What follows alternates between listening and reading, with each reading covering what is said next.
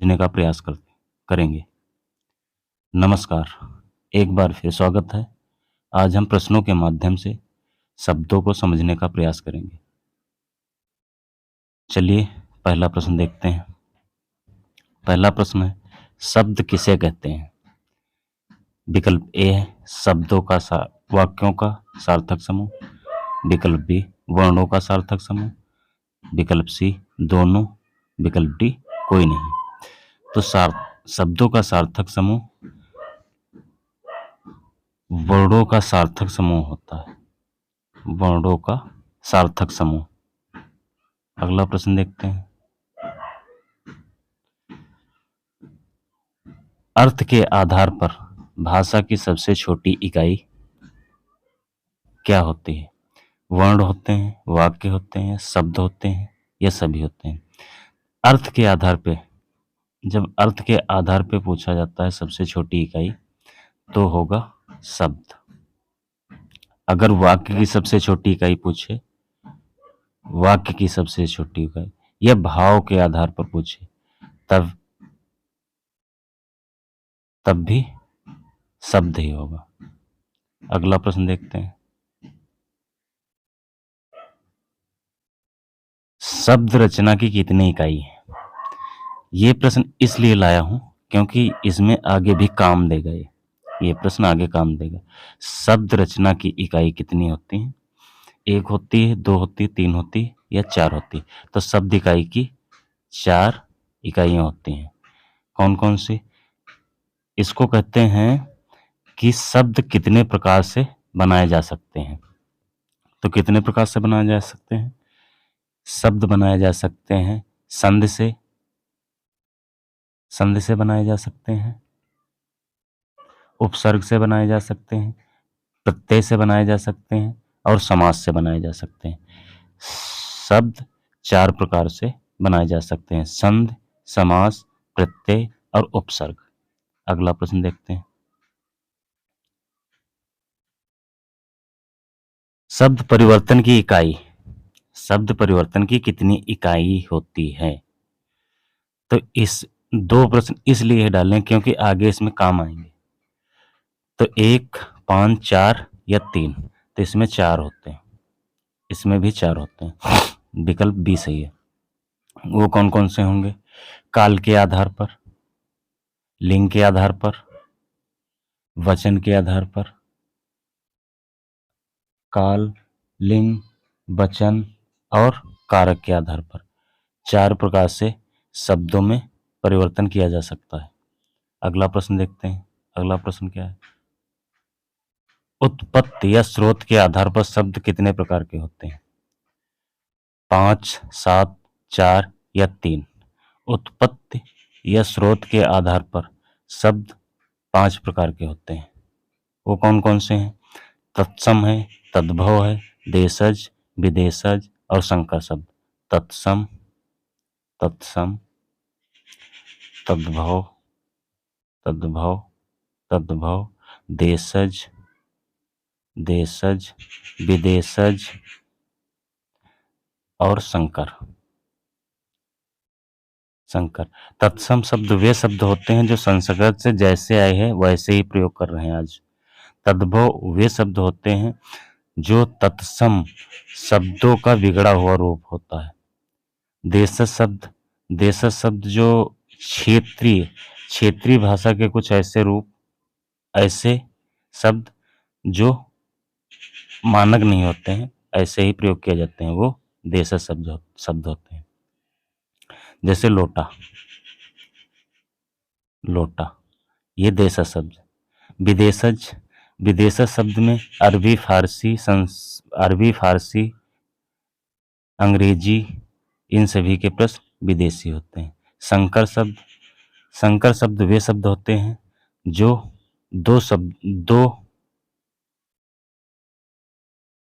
दो तरीके के शब्दों से मिलने से बनते हैं।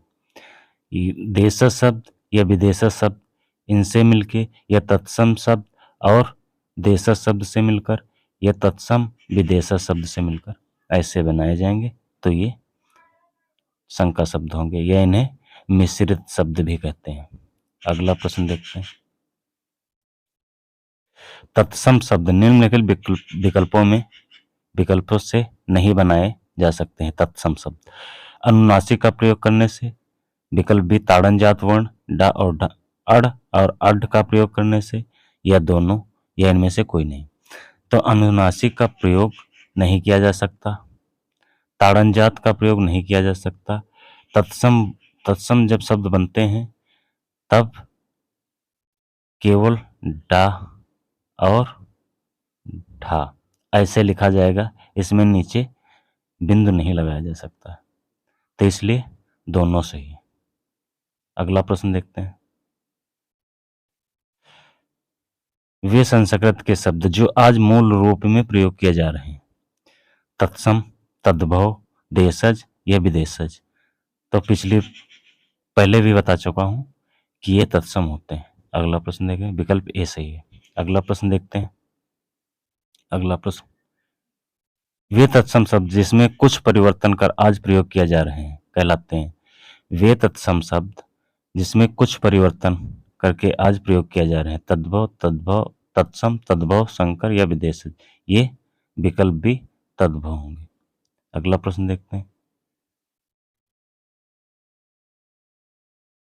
व्युत्पत्ति रचना, बनावट या संरचना के आधार पर शब्द के कितने प्रकार होते हैं? व्युत्पत्ति रचना या बनावट या संरचना के आधार पर शब्द एक प्रकार, दो प्रकार, तीन प्रकार या चार प्रकार। तो ये तीन प्रकार के होते हैं। वो कौन कौन से शब्द हैं? रूढ़ है, रूढ़, यौगिक, यौगिक, यौगरूढ़, यौगरूढ़, यौगरूढ़। ये तीन प्रकार के शब्द होते हैं। अगला प्रश्न देखते हैं। शब्द रचना के वे शब्द किस प्रकार के शब्दों में नहीं शामिल किए जाते? वे शब्द जिनके टुकड़े नहीं किए जा सकते। तो वही शब्द है संरचना के आधार पर जो शब्द रूढ़, यौगिक, यौगरूढ़ है, उसमें से ही एक प्रकार है। ये है विकल्प ए, रूढ़ शब्द जिनके टुकड़े नहीं किया जा सकते। जैसे कलम, जिनका अर्थ तो होता है, इनका अर्थ अपना होगा, लेकिन इनके टुकड़े नहीं किए जा सकते हैं, जिनका अलग अलग अर्थ, टुकड़े करने पर अलग अलग अर्थ निकले। जैसे अगर हम इनके टुकड़े करें, कल, धन, माँ। माँ का अर्थ कोई नहीं निकलता है, कल का तो निकलेगा, लेकिन माँ का कोई अर्थ नहीं निकलेगा, इसलिए ये रूढ़ शब्द है। अगला प्रश्न देखते हैं।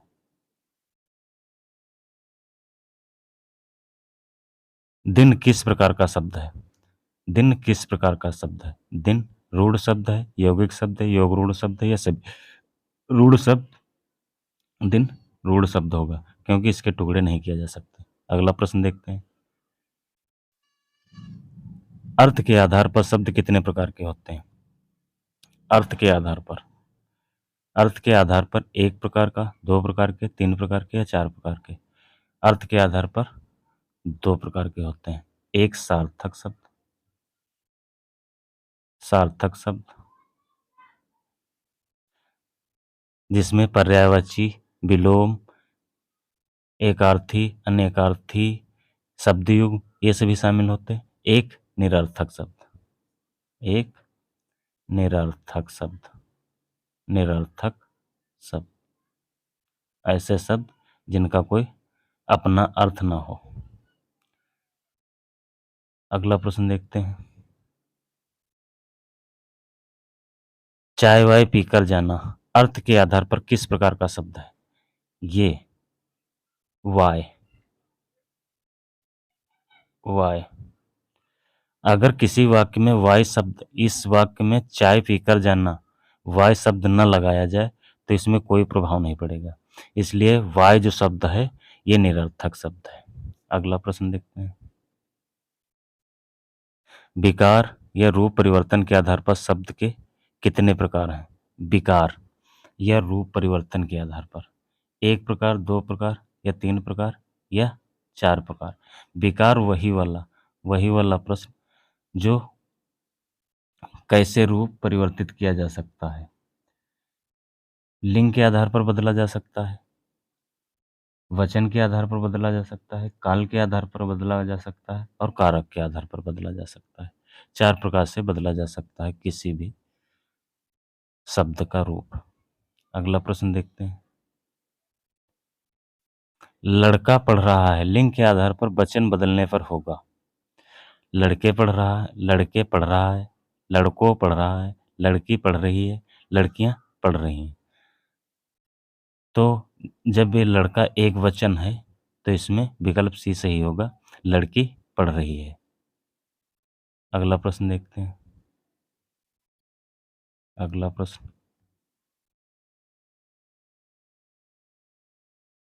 वचन के आधार पर लड़का का बहुवचन होगा। वचन के आधार पर लड़का का बहुवचन होगा। लड़कों, लड़के,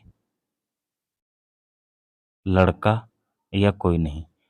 लड़का का बहुवचन लड़के, विकल्प भी सही होगा। अगला प्रश्न देखते हैं। मूल संज्ञा दो प्रकार में कौन निम्नलिखित में शामिल है? मूल संज्ञा दो प्रकार की होती है। एक होती है यथार्थवाचक, एक होती है भाववाचक। तो इसमें विकल्प डी और ए और सी सही होगा। अगला प्रश्न देखते हैं। अब ये प्रश्न है अलग, जैसे ऐसे जब उधर मूल मूल संज्ञा पूछा जाएगा तो दो प्रकार, संज्ञा के कितने भेद हैं तो 5 प्रकार। अगला प्रश्न देखते हैं। भारत के प्रधानमंत्री नरेंद्र मोदी देश की आर्थिक स्थिति को ऊंचाई तक ले जाने में बहुत बड़ा योगदान है। स्थिति को ऊंचाई तक ले जाने में बहुत बड़ा योगदान है। रेखांकित शब्द में संज्ञा होगी जातिवाचक, भाववाचक, व्यक्तिवाचक या द्रव्यवाचक। जब किसी विशेष व्यक्ति का नाम जहां पर आ जाएगा उसमें संज्ञा व्यक्तिवाचक ही होगी। अगला प्रश्न देखते हैं। व्यक्तिवाचक संज्ञा का बहुवचन, व्यक्तिवाचक संज्ञा का वचन सदैव होता है। एक वचन, बहुवचन या त्रिवचन, त्रिवचन या कोई नहीं। व्यक्तिवाचक संज्ञा सदैव एक वचन में होती है क्योंकि किसी विशेष व्यक्ति का नाम एक वचन में ही प्रयोग किया जा सकता है, उसे बहुवचन कभी भी नहीं बनाया जा सकता, इसलिए विकल्प ए सही है। अगला प्रश्न देखें। अगला प्रश्न है कुर्बानी भाववाचक संज्ञा बनाने के लिए किस प्रत्यय का प्रयोग किया जाएगा? आई, निया, या कोई नहीं। तो इसमें कभी भी कुर्बानी या भाववाचक, जो भी भाववाचक संज्ञा है उसे भाव बहुवचन में बदल दिया जाए तो वो जातिवाचक संज्ञा हो जाएगी। भाववाचक संज्ञा को भाववाचक संज्ञा को जातिवाचक वाचक बनाने के लिए प्रश्न ये है, कुर्बानी भाववाचक संज्ञा को जातिवाचक बनाने के लिए किस प्रत्यय का प्रयोग किया जाएगा? तो इसमें यह प्रत्यय का प्रयोग किया जाए। भाववाचक एक वचन होगी क्योंकि ये अमूर्त है, जातिवाचक मूर्त होती है। 21 आज इतने ही प्रश्न हैं। अगर जो बचे हैं वो अगली वीडियो में हम पूरा कर देंगे। धन्यवाद।